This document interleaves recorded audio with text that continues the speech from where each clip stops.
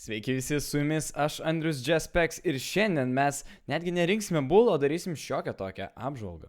Na tai buldus jau galite rasti, aš juos atnaunau nuo 400 iki 1000 eurų sumos, tai juos paliksiu kortelėje, taip pat tiesiog mano jie bus iki vasaros sezono, kai turėsim vėlgi progos atsinaujinti arba AMD pagaliau sužibės. Na taip, o šiandien mes turėsime apžvalgą iš jau surinktų buldų. Dažniausiai aš peikiu juos nieko nerekomenduoju, nes siūlau tik tai ieškau minusų, bet kartais jie būna tikrai padorus. Na ypač ką turi Skytechas pasiūlyti savo kainą, tai yra mažuosius Cube buldus. Na taip, tai yra serija iš 3 Cube buldų, jie visi yra savotiškai panašus ir turintys skirtumų, tai gal pradėkim, kuomgi jie yra panašus. Na aišku, tai be abejo yra tas korpusas, kai vaizduoju, iš kur kilo tas pavadinimas, tai Spire Cube korpusas. Mes jį radome Skytech'e, jis tikrai nėra labai didelės kainos, bet jis yra labai mažos talpos. Ir tik duodu respekto Skytech'ui, kad išdrįso rinkti ir nepatingėjo į tokios talpos korpusą, nes praktiškai jis tikrai yra puikus, bet praktiškai rinkti, kaip man asmeniškai, tikrai nėra labai smagu. Ir taip, šiuose visose bulduose bus naudojamas šitas korpusas, turintis akrilinę vieną stiklinę sienelę,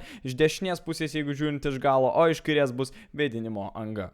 Toliau einant per panašumus turėsime visur tą pačią motininę mažąją MSI K110, mano mėgiamos serijos, tos šiek tiek senesnės kartos ir dauguma pamatysit procesorių reikalaus BIOS atnaujinimų, bet šiaip tikrai yra puikus pasirinkimas. Taip pat aišku, kaip ir minėjau, kalbėsim apie mažos prieinamos kainos buldus, tai turėsim vis dėlto 1 terabaitą atminties, kas yra tikrai užtektinai renkantis tokią kainą buldą. Na, pradedant skirtumais, mes bendrai apžvelgsim kiekvieną iš buldų tiesiog, tai pradėkim nuo to pigiausio pasiūlymo. 360 eurų, išties maža suma ir vien tik manau dėl to sudomins daugelį šis buldas. Jame išsiskirs detalėmis komponentais, tai yra mūsų mėgiamas G4560 Pentiumas, taip pat 4 GB RAM ir išties įspūdingas 1050 GTX pasiūlymas. Tokią kainą aš nežinau, kaip Skytech'ui pavyko sudėlioti tokį įspūdingą buldą, tai yra ir stiprus procesorius, ir stipri vaizdo plokštė, na tik aišku yra šiek tiek stokos ramuose.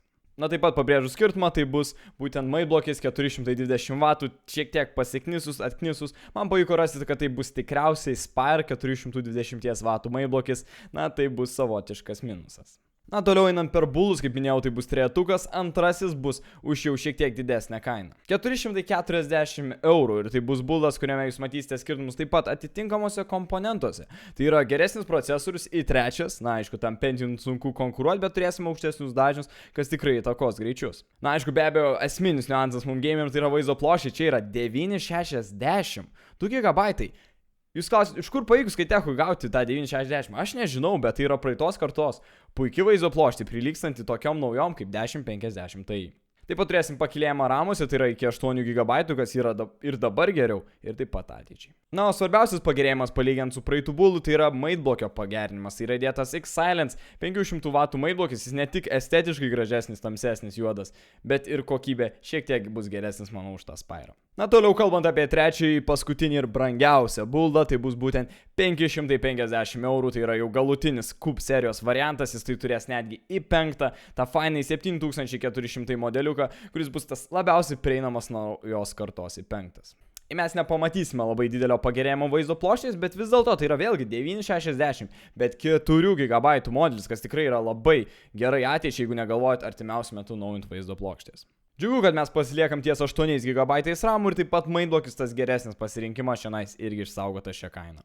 Na taip, sudėliojus tos buldus, tai pagal kainos išties mes matome labai gerą dealą, o ką jūs gaunate yra išties įspūdinga palyginus su mano buldais, kurias rodo bendrą aišku kokybę, čia mes turime savotiškų pliusų ir minusų. Na pliusai kiekviena buldė bus be abejo, tai yra talpa, tas Cube, tas tiesiog formatas, jūs galite bet kur pasakyti, ar ant žemės, ar ant stalo, ar ant spintelės, tiesiog rimtai vietos jūs daug neužims ir tai bus išties labai praktiška. Sekantis pliusas mano manimu būtų, kad jūs ką gaunate už pinigus, tai yra išties nerealu, vien tik ta 960, praeitos kartos vaizdo plokštė, jums duos nerealius FPS, procesorių pasirinkimai išties yra labai geri, neperdėti, Pentiumai i3 išties yra labai puikus pasirinkimas. Na ir kaip kalbant apie pasirinkimus, irgi galima įvardinti, kad iš tiesų Skytech'as supranta ir savo naudotoją pirkėją, kad gameriam, žinokit, nereikia, tai iš tiesų labai daug, kaip tik sutaupoma ties atitinkamais komponentais ir manau, šitas buldas yra puikiai subalansuotas. Na, kalbant apie minusus, tuos nemalosnius dalykus, tai be abejo ir jie čia nais irgi slydo. Na tai be abejo bus mailblokis. Nu, come on, tikrai buvo galima kažką geriau dėti. Man vos pavyko atkasti iš vis pigiausio buldo variantą, tai tikriausiai, kaip manau, mano manimu, yra Spire pasirinkimas. Tai yra iš tos pačios įmonės, kur korpusą gamino, tai tikėtina tai buvo sutaupyta didžioji dalis tam pigiausiam pasiūlyme, bet vis dėlto tokiam mažiam bulde tai tikrai nėra labai gerai. Bent jau galiu tikrai nuraminti, kad tuo niuansu, kad mailblokiai yra didesnės talpos galios, tai jie tikrai turėtų nebūti apkrauti tokio mažiuko buldo ir neturėtų jie perdegti ir perkaisti, nes jie tiesiog nebus labai apkraunami.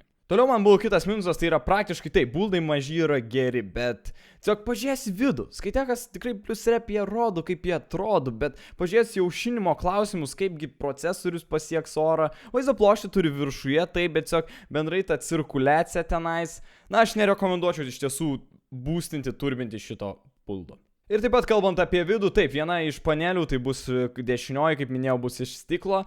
Man klausimas, ką ten mes norim parodyti? Nerimtai, kai buldai yra tokie perkrauti, perdėti, vien tik mailblokio matomai pasirinkimo tais laidais, spalvų bus milijonai, čia net chromo apšvietimo nereikės. Na iš tiesų, bendrai tariant, kas ieškote pigesnių pasirinkimų buldų, norite iškart jos įsigyti, užsisakyti tokioj formai, mažiukus, gal net paštu jums atsiūs. Nežinau, tai pažiūrėkit, skaitėke, paliksiu nuorodas, taip pat kas ieškote mano buldų, jau minėjau, galite rasti nuo 4 iki 1000 eurų, mes esam surinkę, šiaip rašykit man į Facebooką, tai ačiū, kad žiūrėt, užmesit laiką, kas mėgstat mažus buldus ir iki sekančio video. Iki.